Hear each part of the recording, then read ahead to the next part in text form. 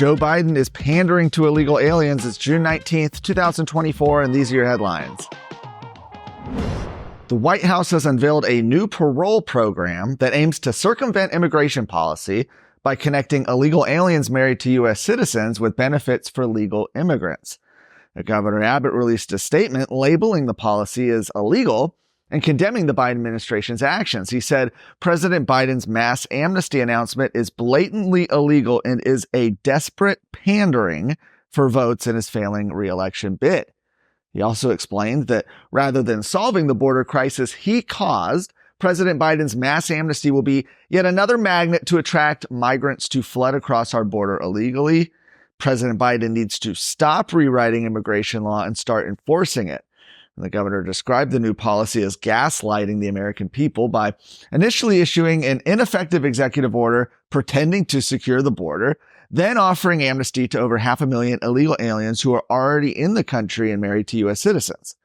According to the Center for Immigration Studies, the de facto Parole in Place program is yet another example of presidential overreach and abuse of the narrowly tailored parole authority being used to grant massive numbers of illegal aliens legal residence. CIS's Andrew Arthur says that the program for illegal spouses is just the beginning in the vanguard of a much larger amnesty. Austin Public Library staff are promoting a book about chest binding on their teen nonfiction reading list. The book is available for teens on library shelves at 11 locations throughout Austin. It's categorized as a graphic novel.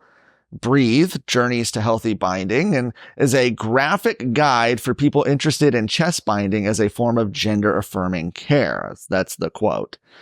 School Library Journal, a popular resource for librarians, encourages the book to be made available to teens and refers to Breathe as, quote, an essential purchase for all secondary and public library collections. SLJ says the book provides health information in a readily accessible manner that is otherwise difficult to find in science-based resources. In a survey of 1,800 participants, 97% reported one or more side effects from chest binding, including pain, shortness of breath, digestive issues, and neurological problems. Now, the same author of this book is also the author of Genderqueer, which the American Library Association listed as the most challenged book of 2023, after parents raised issues with the content.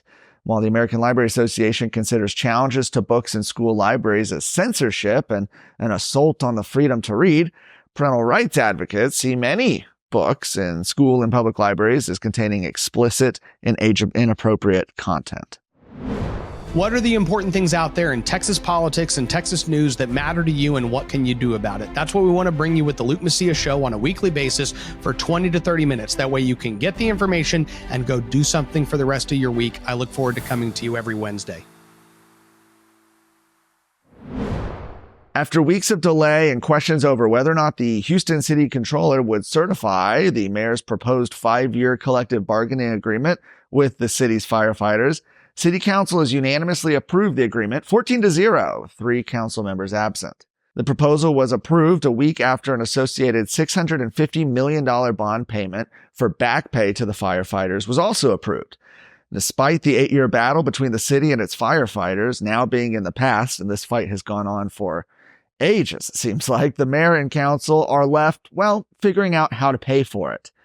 Mayor John Whitmire said he'd be looking at support from the state come next legislative session, also looking at a possible lift of Houston's local property tax cap and potentially more bonds to cover the expenses. The agreement and settlement will take effect and be dispersed on July 1st, the start of the next fiscal year.